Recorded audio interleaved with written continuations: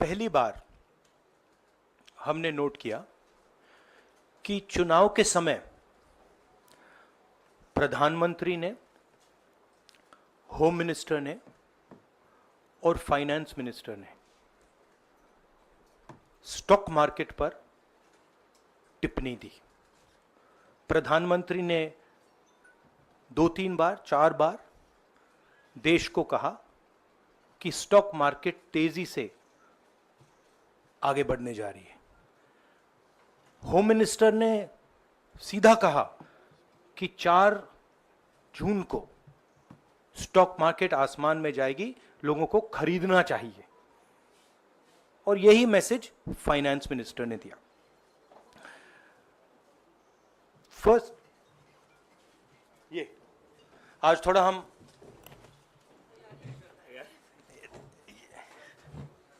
तो ये क्रोनोलॉजी है। अमित शाह कहते हैं बाय शेयर्स बिफोर 4 जून। 19 में नरेंद्र मोदी जी कहते हैं stock market will break records on June 4। फिर 28 मई को रिपीट करते हैं। 1 जून मीडिया झूठे एग्जिट पोल रिलीज करती है। बीजेपी का ऑफिशियल जो इंटरनल सर्वे था वो उनको 220 सीट दे रहा था। तो ये इंफॉर्मेशन बीजेपी के लीडर्स के पास था।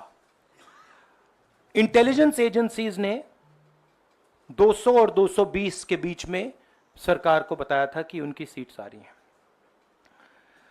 3 जून को स्टॉक मार्केट सारे रिकॉर्ड तोड़ देता है और 4 जून को खटाक से स्टॉक मार्केट अंडरग्राउंड चला जाता है। अगला स्लाइड दिखाइए जरा। ये देखिए 31 मई massive stock activity, more than double what was there on 30th, more than double what was there on 29, 28। ये अनोमली देखिए। ये कौन लोग हैं? ये वो लोग हैं जो जानते हैं कि कोई ना कोई घपला हो रहा है। हजारों करोड़ रुपए यहां पे इन्वेस्ट हुए हैं, फॉरेन इन्वेस्टर्स ने इन्वेस्ट किए हैं। और उसके बाद 30 लाख करोड़ रुपए का लॉस होता है। किसका लॉस होता है? रिटेल इन्वेस्टर्स का लॉस होता है। तो ये जो आप देख रहे हैं हिंदुस्तान की स्टॉक मार्केट की हिस्ट्री का सबसे बड़ा स्कैम है। और इसके बारे में हम कुछ सवाल पूछना चाहते हैं। पहला सवाल, why did PM and HM give specific investment advice to the 5 crore families investing in the stock market? Is it their job to give investment advice? Second, why both interviews were given to the same media house owned by the same business group, which is also under SEBI investigation for manipulating stock market?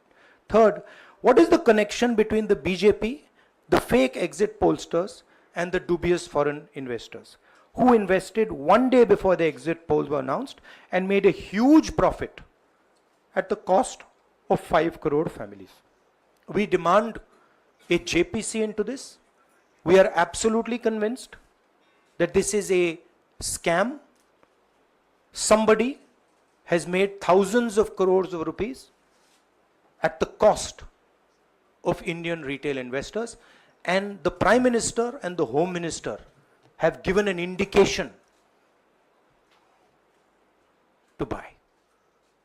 And this is a criminal act. So we demand today a joint parliamentary committee to investigate this. मैं हिंदी में बोल देता हूं। प्रधानमंत्री ने देश की जनता को इन्वेस्टमेंट एडवाइस क्यों दी? और 5 करोड़ परिवारों को जो इन्वेस्ट करते हैं उनको प्रधानमंत्री ने, होम मिनिस्टर ने स्टॉक खरीदने का आदेश क्यों दिया? दूसरा, दोनों इंटरव्यूज जो किए गए थे वो अदानी जी के जो चैनल्स हैं उनको दिए गए थे, उन पर सेबी का इन्वेस्टिगेशन हो रहा है, तो उन चैनल्स का क्या रोल है?